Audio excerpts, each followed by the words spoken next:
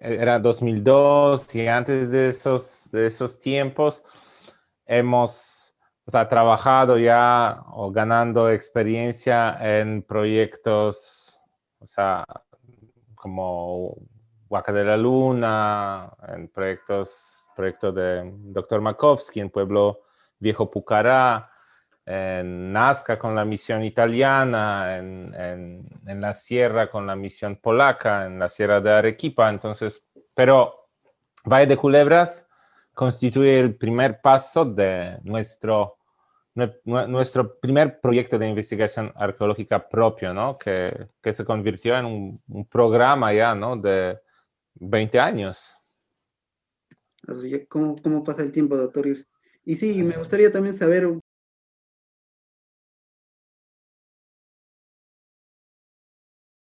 cómo usted llega a interesarse por la costa norcentral específicamente. ¿Cómo determina y usted dice en un momento de su vida quiero empezar en esta zona del Perú? Y más aún a la pregunta más aún anterior, ¿no? ¿Cómo decide usted también investigar las sociedades andinas Ajá, prehispánicas, ¿no? ¿Cómo ajá, decidió en algún momento de sus estudios en la Universidad de Varsovia? sí. Bueno, pues empezamos de cómo me gustó la arqueología, ¿no? Y obviamente, o sea, la pasión por arqueología lo tenía un poco en mis venas, pues una de mis abuelas trabajaba, no como arqueóloga, pero como asistente, secretaria de un famoso arqueólogo polaco, profesor Rajewski, quien fue uno de los arqueólogos que trabajó en el lugar Biskupin, una de las aldeas mejor conservadas de madera, ¿no? De tiempos remotos en hoy día Polonia. Fue un proyecto de gran envergadura, ¿no? Y por eso yo como niño tenía suerte de vivir o visitar la casa de abuela donde pasaban los arqueólogos, hablaban las historias de pasado, habían, digamos, tías, o sea, mujeres que trabajaban junto con mi abuelas que traían libros interesantes y mi abuela me leía en lugar de leerme fantasías, me leía mitos griegos y me gustaban los héroes, ¿no? Y todas esas historias. Y ahí creo que ahí empezó la, mi interés El por este clic mundo del pasado, ¿no? del pasado, claro. Eh, y luego y siempre estaba ahí, ¿no? Y cuando ya llegué a momentos de decidir al futuro, o sea, entré al facultad, ¿no? En la Universidad de Varsovia y como todos que llegamos ahí, todos querían ser como Howard Carter, descubridor de la tumba de Tutankamón, o Kazimierz Michałowski, quien fue un egiptólogo polaco muy importante, ¿no?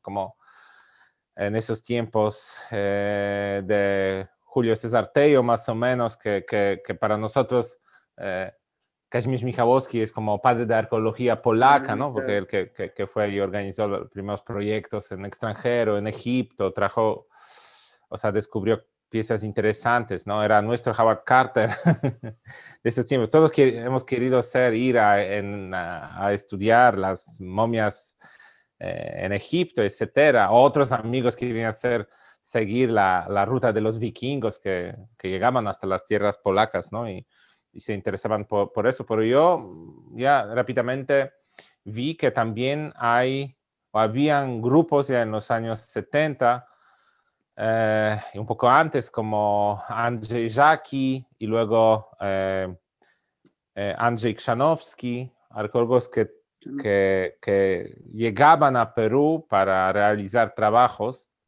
de investigación, y en esos proyectos, en uno de los proyectos muy grandes e importantes, una misión polaca a los Andes en los finales de 70 y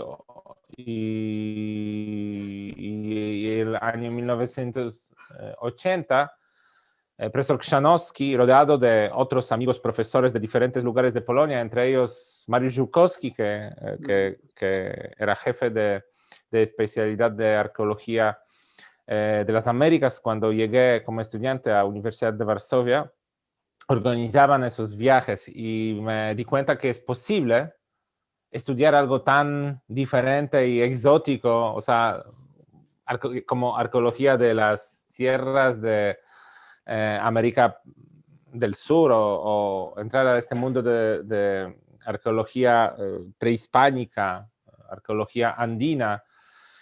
Y ya de frente me dejé los sueños sobre Egipto, que es así nomás. Quería ir y ver cosas nuevas, cosas Claro, sí, lo sumamente entiendo. importantes e interesantes.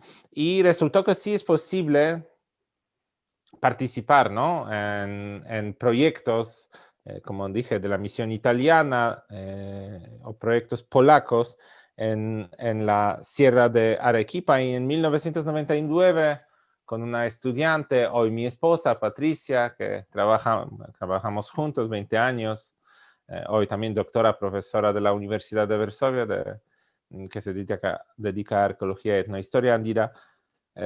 Llegamos primera vez al Perú y hemos conocido que ahí también hay personas sumamente importantes de descendencia polaca que se dedican al tema, ¿no? Nos recogió del aeropuerto el profesor Makowski, nos llevó a sus excavaciones en Pueblo Viejo Pucará, en un poco más de Lurín, Sí, afuera de Lurín, ¿no? Y eso fue nuestra primera experiencia. Hemos tenido gran suerte de conocer María Rostvorovsky de Diez Canseco, la famosa historiadora andina, que no tuvimos idea que ella hablaba perfectamente polaco digamos, de siglo, o sea, de antes de la guerra, muy específico, muy puro, pues su padre era polaco y pasó su infancia en mis tierras natales también, ¿no? Y fue una emoción y un impacto poder tener esas conexiones, y gracias a Krzysztof Makowski, que nos dio mucha motivación, y él trabajaba antes, uno de sus primeros proyectos fue también en zonas limítrofes y zonas fronterizas entre Perú y Ecuador, casi, ¿no? La área de Vicús, la sierra de Piura. Nosotros, Patricia y yo, hemos buscado un tema, un proyecto, todavía como estudiantes frescos, ¿no? Recién terminando maestría, que fue el primer proyecto, ¿no? Primero hicimos la maestría en cotutoría con Christoph, en base a estudio de piezas en Museo Larco, ¿no? Hemos hecho tesis de maestría sobre seres sobrenaturales Mochica en cerámica Moche de la colección Museo Larco, gracias al directorio don Andrés de Museo Larco. Hemos tenido suerte de, como estudiantes jóvenes de trabajar con material, ¿no? Y proyecto sería bastante bueno hasta este punto que como estudiantes hemos sacado un libro con Universidad Católica, ¿no? Sobre esos estudios y sobre esa colección. Y obviamente ya nos dimos las pruebas que sí podemos y queremos trabajar ya solo como profesionales. Entonces hemos buscado temas, o mejor dicho, primero hemos buscado la zona de trabajo. Y con la experiencia que hemos tenido, no nos gustaba mucho la arqueología de la sierra, a pesar que sierra nos gustaba mucho como lugar, como paisaje, pues era un poco la arqueología en la sierra del Perú, nos parecía mucho arqueología de Polonia, de tiempos medievales, etcétera. O sea, las hay restos de arquitectura, pero los contextos no se preservan bien porque hay lluvia, ¿no? Todas. Y desde primera visita, cuando fuimos a primeras excavaciones de Giuseppe Orefici en Nazca, hemos visto, o sea, cosas dejadas por los huaqueros, viendo cómo puede preservarse material arqueológico en ámbito desértico. Hemos soñado de dedicarse a estudio arqueológico de las costas peruanas, ¿no? Y ahí fue que tuvimos suerte también conocer a Santiago Uceda, que nos dio un sector en Huaca, Huaca de la Luna. Pocos saben, pero el famoso huaco de un sacerdote ciego con mucha escarificación que aparece ahora en portadas de varios libros y está como joya de Museo de las Huacas. Nos hemos encontrado nosotros como estudiantes. Obviamente, los estudiantes no se mencionan, pero fuimos Patricia y yo que lo hemos trabajado con todo. Y fue primer, ¿Cómo fue esa experiencia? tesoro y experiencia que ya regresamos de la Boca de la Luna y decimos, no, queremos tener un propio proyecto para encontrar, documentar y entender cosas como esa. y buscando, Costa Norte, casi toda, siempre era sumamente importante. Todos los valles, todos los lugares, casi todos los valles han sido ya estudiadas, habían proyectos. Y ahí Krzysztof Makowski nos presentó junto con Ducho Bonavía, que en esos tiempos también ellos dos viajaban por esos valles. Ducho Bonavía hizo un trabajo sumamente importante en Valle de Guarmey. Nos mencionaron que apenas a 40 minutos de Guarmey hay un lugar, hay un valle que en varios mapas ni siquiera aparece como valle costero, sino una quebrada, un lugar que por eso nadie se interesaba, que realmente es un valle bastante bien definido, ¿no? Que se llama Valle de Culebras, y que a pesar de algunas notas dejadas por Raimondi, Tabillo y Angel, que cruzaron solamente la costa por la misma, o sea, de ambos lados de Panamericana,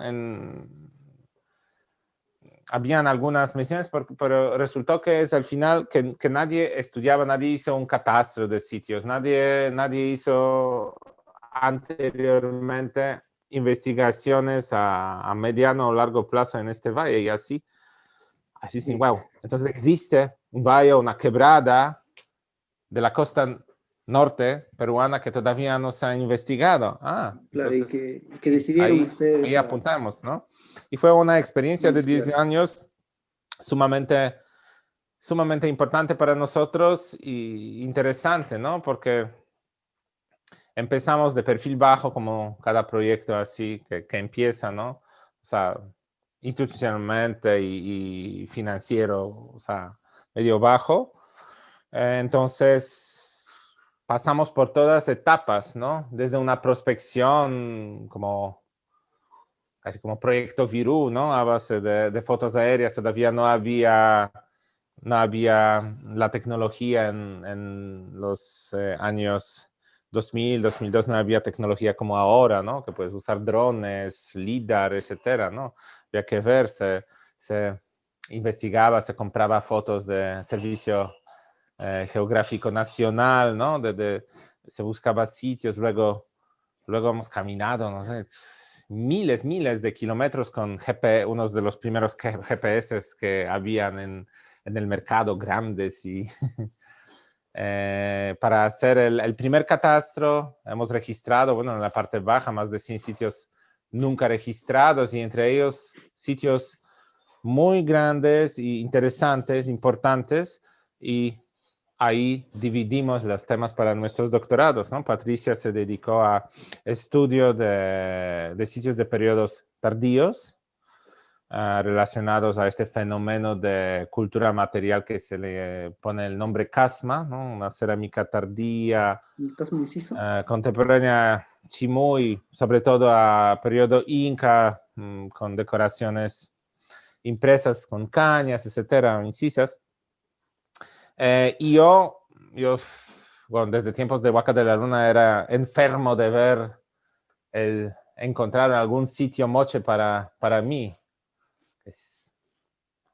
que será cualquier cosa, pero quería moche. Y si encontré sitios mochica en el valle medio alto, relacionados al camino que intravalle entre Casma, Guarmey y Culebras, con una enclave fuerte de Mochica, con un sitio chiquito, pero con restos, luego de ahí excavé ese sitio casi 3 o 4 años, con restos de estructura, bueno, obviamente cerámica con línea fina, Mochica, pero también con restos de una audiencia y porras de cerámica rotas. Encontramos un lugar de un techo igual como en la iconografía mochica, ¿no? Entonces fue bastante interesante y sumamente importante, pues era al final, sitio mochica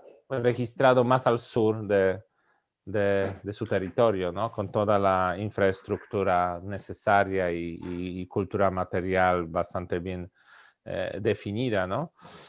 Y luego, bueno, hasta la fecha queremos regresar a Culebras con algunos temas que hemos dejado al lado. Hay bastante para investigar de todos los periodos están bien definidos y pues en sitios nunca investigados, pero que pueden de repente cambiar nuestra visión sobre el pasado prehispánico andino. Claro, y en cuanto a por eso, cuando usted llega al Valle de Culebras, usted se plantea realizar un trabajo de prospección, como usted menciona, lo acaba de decir, y en base a eso hay artículos que ha publicado junto con Patricia que hablan sobre esta zona de fronteras, ¿no? De realizar una arqueología de fronteras y cuán importantes estas zonas, que implica hablar también de un núcleo, ¿no? Que tiene, Sí. que genera una influencia, pero es en realidad eh, el flujo de bienes, el flujo de intercambios que termina moldeando a las propias sociedades locales que se encuentran en estas zonas fronterizas. Para el Valle de Culebras, ¿cómo usted con Patricia han percibido esta zona para la importancia de la costa norte del Perú? Bueno, claro, realmente nos dimos cuenta que el Valle de Culebras constituía una frontera, un bufor un núcleo cultural bastante bien definido, pero de identidad, o sea, típica para zonas fronterizas, a pesar que desde nuestro punto de vista, o sea, europeo, donde la frontera, bueno, Claro, siempre se definía, y bueno, y sobre todo también en arqueología, bajo, bajo la, o sea, bajo esta definición de fronteras romanas como limes, ¿no? Bastante bien claro, eso, defendidas. Ahí encontramos que al final, o sea, no hay las fronteras este serían en concepto términos de culturales, como frontera, usted ¿no? menciona. Sí, sí. Y nos también entramos para cómo interpretar eso, a toda la literatura y todas las concepciones, ¿no? Sobre esos fenómenos desde el punto de vista de Manuel Wallerstein y sus ideas de núcleos y periferias hasta diferentes ideas interpretativas de eso. Y salió bastante bien, ¿no? Que al final, al final Claro, y es una de igual las teorías que como para el ámbito demuestran, andino digamos, no se ha aplicado mucho, no se ha trabajado mucho. Usted lo menciona que esta teoría de los sistemas mundos para las sociedades precapitalistas, am, en el caso de los Andes específicamente, si se ha aplicado es para, para el caso Inca de repente,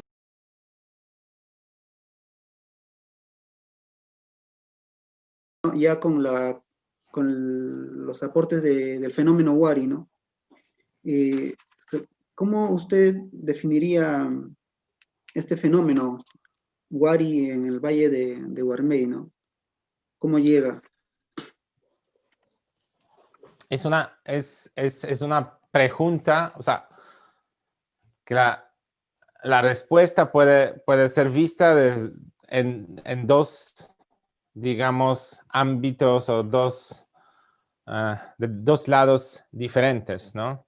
Primero, y eso siempre se vincula a la larga debate de la organización de Estado Imperio Wari. ¿Fue Wari un verdadero imperio? Y si empezamos, si se organiza, cada vez se organizan eventos académicos sobre el tema, todos salen un poco picados, ¿no? Y siempre hay disputas hasta casi imperialistas, o sea, hasta casi eh,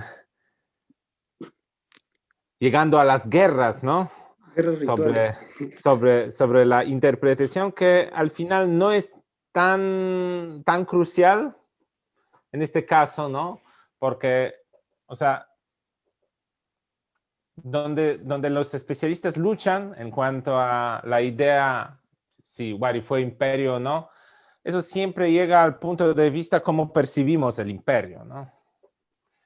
Como uno entiende lo que es imperio, ¿no? Y tantos puntos de vista, o sea, varios puntos de vista van a ser diferentes porque no hay una definición, o sea, para mí, o sea, para mí, de repente, si hablamos de imperios andinos, hay que ver el imperio inca y ver cómo se compara con otras culturas, ¿no? Porque fue bien definido y llamado por los mismos también europeos, ¿no? Como una organización de este tipo. Pero si lo vemos en una forma comparativa con los imperios, no sé, de Asiria, de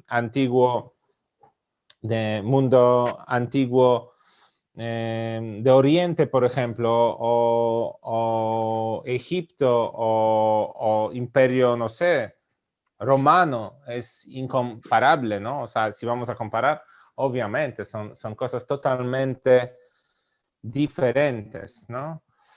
Entonces, es bastante difícil eh, interpretar o decir con certeza, pues yo puedo decir cómo lo veo, cómo veo Imperio Wari yo, y por qué lo llamo Imperio, pero otro especialista lo va a negar porque me va a compararlo con Imperio Romano, que como dije, en los Andes prehispánicos nunca, o sea, las culturas nunca crearon algo de esa envergadura, ¿no? Llegando a, no sé, elementos como mercado, como el dinero que no existía, etcétera, etcétera, ¿no? Pero desde mi punto de vista fue Huari que por primera vez en la prehistoria andina logró de consolidar tierras que eran ocupadas por diferentes grupos, podemos decir diferentes grupos étnicos, por lo menos la gente que hablaba diferentes lenguas, porque siempre se decía que sobre los incas, ¿no? Que tratan de hacer eso, pero si vemos, por ejemplo, y son cosas que no podemos responder, tenemos enclave Y en el Valle de Culebras, culturalmente fuerte, ¿cómo se enclave manifiesta? Wari en Warmey, pero de gente que desde el punto de vista de nuestros estudios de isótopos, como isótopo de estroncio, etcétera, y paleogenéticos, resulta que eran las mujeres que se nacieron en Warmey, pero no tenían dieta local, comían cosas terrestres, no comían cosas del mar, y genéticamente se difieren totalmente de grupos o de individuos del pasado o sea, o de grupos de representantes de la cultura moche, ¿no? Si lo comparamos genéticamente con la gente de la costa norte, es totalmente diferente la gente ajena, pero hay cosas que no vamos a saber hasta la fecha. ¿Qué idioma hablaban? ¿Hablaban ya quechua? ¿Hablaban un idioma de la costa, etcétera? Por eso, para mí, arqueología andina es fascinante porque a pesar de que sí tenemos datos o fuentes históricos, esos fuentes hablan del imperio inca, pero no tenemos ninguna fuentes que traten sobre culturas anteriores de contacto con los españoles. Y básicamente todo que podemos saber se basa a estudio arqueológico, ¿no? Que ahora obviamente es mucho más que hace 10, 15 años, ¿no? Arqueología ahora es una reina de ciencias, digamos, en este sentido de ciencias interdisciplinarias, porque es una disciplina que se nutre ahora de todas ciencias que pueden traer o pueden dar nuevos datos, ¿no? Química, física, biología, podemos, bueno, hacemos un montón de análisis que nos pueden dar pautas para interpretar el pasado y es algo fascinante, pero obviamente hay y dejarán cosas que sin fuentes históricas, fuentes escritas, no nos van a dejar saber todo. ¿Cómo se llamaban las señoras que se encontraron en la tumba de Warmey? ¿No? ¿Qué idioma hablaban? Etcétera, etcétera. Son cosas que no vamos a saber y serán como eso, qué idioma hablaban. Será una cosa crucial para entender también estructuras del mismo imperio-estado Wari, ¿no? Y respecto a estas zonas de frontera, las prospecciones que realiza en el Valle de Guarmey, ustedes, conjunto con Patricia, notan un conjunto de, digamos, de procesos que van cambiando de acuerdo a cada periodo en el cual está dividido la periodificación de la arqueología peruana, ¿no? Por ejemplo, usted nota presencia de mayor construcción de fortificaciones o mayor crecimiento de asentamientos hacia periodos, por ejemplo, del horizonte temprano, el horizonte medio, y por ejemplo el horizonte tardío. ¿Cómo usted comprendería a partir del Valle Culebras este fenómeno, ¿no? ¿Cómo las Claro, eso es sumamente interesante, que en los estudios del pasado andino, ¿no? Esas ideas de esa dinámica cultural ya era, o sea, existente en mismos sistemas cronológicos, sea de John Holland Rowe o Luis Guillermo Lumbreras, ¿no? En los dos, o sea, nombres señalan un poco que un periodo era más, o sea, cuando hablamos de imperios, por ejemplo, ¿no? Hay paz, digamos, y contactos cuando existen reinos combatientes, como se le llamaba, bueno, ya significa que había un conflicto, ¿no? Y en ese sentido, obviamente, esos estudios en lugares como Culebras nos dieron claras pautas como que una zona en, digamos, frontera natural entre, bueno, Culebras está entre Casma y Huarmey, pero junto con Huarmey era, bueno, desde nuestro punto de vista, a base de nuestros estudios, probablemente un sistema, ¿no? De valle más grande y valle más chico. Valle de Huarmey tiene grandes limitaciones de tierras agrícolas en la parte media alta, es un cañón, digamos, ¿no? Mientras que Valle de Culebra, siendo más chico, es más tranquilo y tiene muchas tierras aptas para el riego, ¿no? En todas las partes del valle. Creemos que funcionaban como un conjunto. Y es bastante interesante ver, dado que esta zona se ubica entre, digamos, Costa Norte, pero desde el punto de vista de grandes culturas de Costa Norte quizás era también a veces parte ya ajena, parte afuera o parte fronteriza. Algunos llegaban, algunos querían llegar hasta este punto.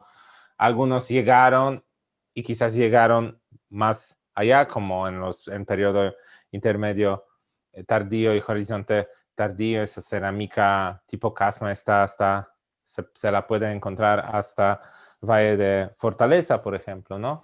Entonces, en cada periodo vemos esa dinámica en cambio de patrón de asentamiento, en cambio de sistema vial, en cambio de los puntos, esos puntos de observación o baluartes. A veces son baluartes, como por ejemplo, en finales de Horizonte Temprano, existen varios sitios. Hay un sitio en Valle de Culebras que se llama Castillo de Ampanú, que es desde el punto de vista de material, de técnicas constructivas, yo diría, hemos visitado este sitio con Iván Getzi, incluso, yo diría que está hecho por las mismas manos que Chanquillo, ¿no? Tiene obviamente esas características de un sitio se les llama hilltops, los sitios que están, o sea, baluartes o sitios defensivos en las cimas de los cerros, y tiene bastantes sitios, o sea, cercanos, que son solamente puntos de observación o puntos de observación con acumulación de guijarros, quizás para andas, que obviamente nos señalaba son marcas de posible guerra o tiempos donde había mucho conflicto armado, ¿no? Eso también lo podemos notar en finales de periodo intermedio tardío. Los sitios Casma o sea, construyen nuevos sectores en las cimas, pero bastantes cimas. Son caminatas de 45 hasta 2 horas de subir al cerro, donde encontramos un baluarte con bastante acumulación de guijarros traídos, guijarros del río, que se podría probablemente usar como proyectil de ondas. Mientras que en otros periodos eso cambia totalmente, ¿no? Y esos baluartes desaparecen y los puntos que podemos decir que formaban algún sistema defensivo son puntos de observación que controlaban caminos, ¿no? Control de caminos es mucho más importante que control quizás de asentamiento o zona agrícola en algunos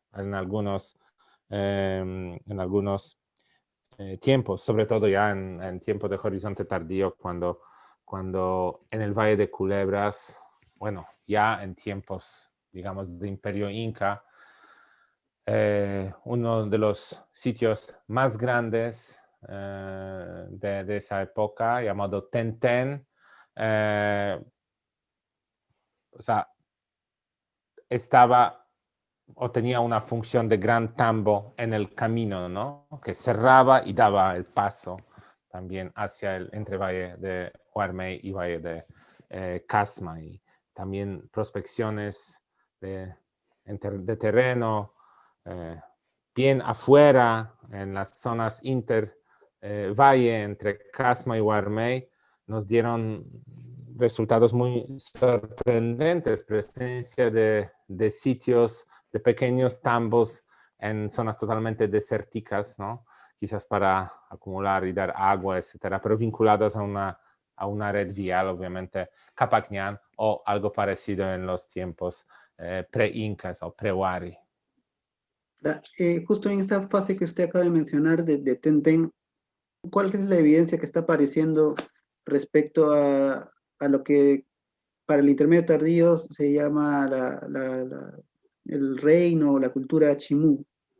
Este estilo de clase cerámica negra, ¿cómo está apareciendo en estas zonas? Porque si nos fijamos en las fuentes documentales, hay autores como Agustín de la Calancha que mencionan que este era un imperio, el imperio Chimor, le decía, que se Sí, extendió hasta Caraballo, acá en Lima, ¿no?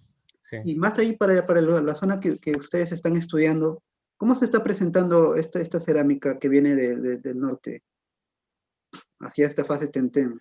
Es bastante interesante porque este tema hay que regresar. Hay nuevos proyectos que también tratan de entender el fenómeno, podemos decir Casma, pero podría decir en Warmey, fenómeno Warmey, ¿no? O sea, culturas, o sea, con material arqueológico, con cultura material bastante bien definido, con esta cerámica sobre todo incisa, con impresiones de caña, etcétera. Ese es el estilo que Que, sobrevive, ¿verdad? que Que tiene toda es una un continuidad. estilo que sobrevive. Hay muy poca, pero sí existe en el periodo intermedio temprano, de tardío, disculpe, presencia de cerámica así negra pulida, o sea, yo diría más imitaciones quizás, ¿no? Ya no creo mucho en importaciones, pues hicimos un proyecto grande sobre cerámica wari que resultó que casi todos los estilos del horizonte medio encontrados en Warmey eran producidos localmente. Pero regresando al tema de intermedio tardío, como le dije, ¿no? Entre 1100, 1300 son sitios bastante chiquitos, ¿no? Y de este periodo tenemos también este sistema de pequeños baluartes en culebras que dan hasta, construidos solamente desde el lado que da hacia norte, ¿no? O sea, como cerrar una frontera con Casma. Posiblemente, ¿no? Uno puede pensar de, de un impacto que podría haber desde el norte, quizás por grupos chimú. No hay cultura material típica, o sea, comparable, ¿no? Con lo que se encuentra en Chan Chan, etcétera. Es una cultura bastante local que debía estar en pleno conflicto, dado que tenemos otras fuentes interesantes, ya no de nuestro proyecto, sino del proyecto, por ejemplo, de Héctor Walde, ¿no? Quien encontró esos cuerpos mutilados en Warmey, fecha entre 1250 y 1300, un gran grupo de gente, sobre todo hombres jóvenes, mutilados, matados y dejados sea, habla no de una ofrenda, sino de una venganza quizás, ¿no? En la costa de Huarmey. Obviamente, esas personas eran miembros de esas, no sé si de élites, pero de esa cultura local que producía esta cultura material que le damos el nombre Casma. Y luego a partir de 1450, 1500, en fechas radiocarbónicas, es decir, o sea, eso concuerda bien con 1470 y la posible expansión inca. Hay un boom, hay un gran desarrollo de estos sitios y aparece cerámica inca. Aparece cerámica inca imperial, obviamente en sitio de Tentén, yo no recuerdo cuánto, pero en 30.000 fragmentos uno va a encontrar 2, 4, 5 de fragmentos de inca polícromo, pero también uno va a encontrar nuevas formas de cerámica impresa de caña o incisa, tipo casma, no, casma, pero en forma de aríbalo inca. O sea, para nosotros la interpretación es bastante clara.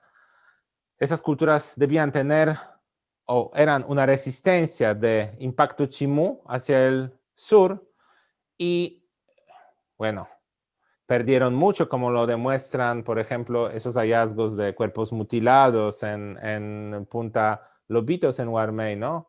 Tenían conflictos, pero luego probablemente se asocian rápidamente con incas y ganan mucho políticamente y hay gran desarrollo durante el periodo inca de principales sitios de esas culturas locales. Justamente en el periodo inca, Tentén crece doble o triple. En ese periodo se instalan grandes establos o lugares para las llamas, ¿no? Hay andenes en los cerros llenos de, digamos, de desperdicios de camélidos, ¿no? Que estaban ahí seguramente acumulados para el cambio, ¿no? Como en el tambo, para cambio de animales. Y sí, es realmente la inspiración. La gran parte de estos sitios crece y se desarrolla después de 1450, es decir, ya bajo una ala, digamos, del Tawantinsuyo, de Cusco. Claro, doctor Gers, yo creo que el trabajo que están realizando va a permitir comprender más el verdadero impacto que tuvo realmente lo chimú en esta zona, ¿no? Y de repente usted haya notado también los estudios lingüísticos respecto a esta zona, hay trabajos que podrían reforzar de repente la idea de esta expansión chimú. ¿Usted ha notado algo al respecto sobre trabajos lingüísticos en el cual la arqueología, digamos, o reafirme o contradiga esta presencia chimú en la zona? Bueno, o sea, y yo no lo entiendo bien como la presencia de Chimú, pero obviamente el mismo nombre, Tenten, Mm, no es una forma quechua. Hay varios nombres como Tenten en Huarmey. Cuando uno entra al valle tenemos Cuscús. Son nombres yunga, ¿no?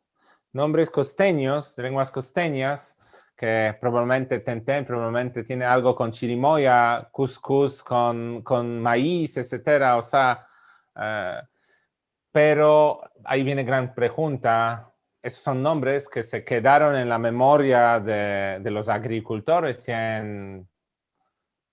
no las tenemos en la colonia, aparecen en mapas de los sí. tiempos de República. Ahí viene gran pregunta, ¿cuándo se instalaron esos nombres? Pero obviamente, ¿no? para mí significa que las sociedades que vivían en esos territorios hablaban lenguas de la costa y no de la sierra, ¿no?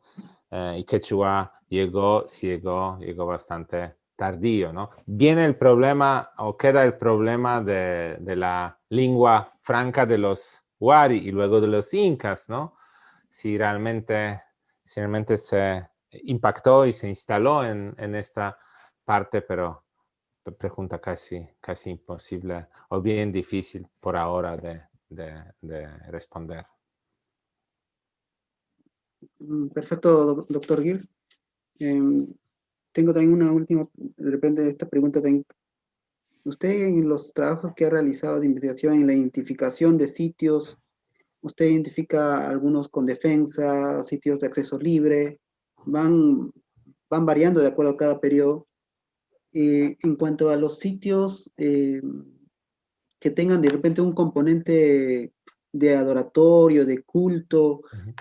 ¿cómo se está, qué cantidad, o mejor dicho, cómo se manifiesta estos sitios sagrados, podríamos decir, de repente como oráculos de peregrinación para el Valle de Culebras, del Ujú. Valle de Guarmey, por ejemplo? Eh, ¿Hacia qué periodo de repente usted nota una mayor Ujú. presencia? ¿O qué elementos están apareciendo que Ajá. podríamos decir religiosos? Ajá.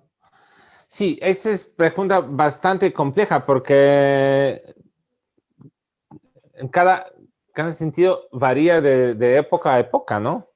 Y obviamente la religiosidad en sociedades prehispánicas es crucial, ¿no? Y en cada periodo, tanto en Guarmey como en Culebras, existen varios sitios que les puedes, a los que podemos dar una función religiosa, ¿no?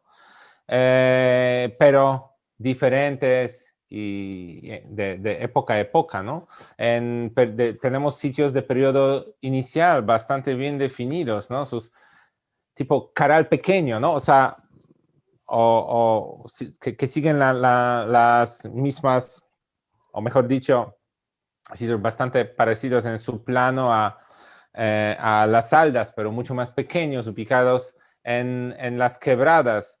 Eh, También, o sea, algo en las principales rutas entre los valles, ¿no? En las quebradas o en los lugares donde naturalmente pasan los caminos hacia otros valles, ¿no? Tanto sur como norte. Tenemos sitios como Castillo de Guarmey, que por un lado es seguramente la sede administrativa de un punto de vista, pero por otro, lugar de veneración de ancestros, sumamente marcado en el territorio y en el paisaje, ¿no? De todo el valle. Pero también tenemos sitios que nos dan pautas sobre la religiosidad de gente quizás de clases un poco más bajas. Sí, o sea, varias veces caminando, haciendo las prospecciones por todos los cerros intervalle entre Guarmey y Culebras, o entre Culebras y Casma, uno puede encontrar pequeños depósitos de muyu, de las conchas de Spondylus, con algunos, por ejemplo, las piezas labradas de Spondylus o de piedras como depositas, como ofrendas en los picos de pequeños cerros. Y eso vamos a encontrar en todo en toda el área, pero obviamente no solo en esos valles, sino en la mayoría de valles de la costa, ¿no? Entonces, esta religiosidad lo podemos ver en principales centros, o sea, y centros religiosos de cada época, como caminando por los cerros, viendo los, los pequeños depósitos o pequeñas ofrendas de la misma gente de época que ¿no? Lo dejaban ahí seguramente pidiendo a los dioses o cerros algunos favores importantes, ¿no? Pero íntimos quizás más.